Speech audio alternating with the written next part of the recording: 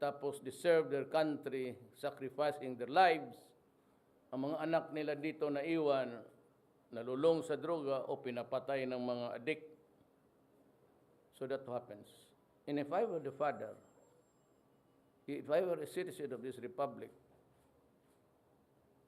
and my daughter gets raped because of an addict, she's killed. Putang ina mo, papatayin talaga kita.